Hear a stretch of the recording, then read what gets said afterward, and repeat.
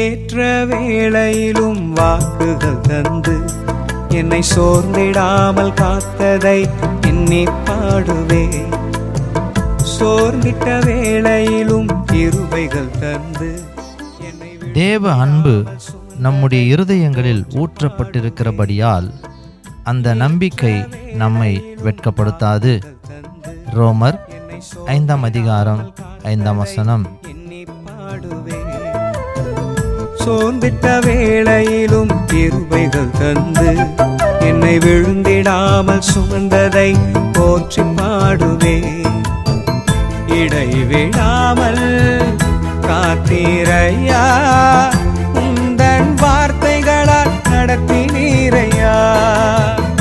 இடைவிடாமல்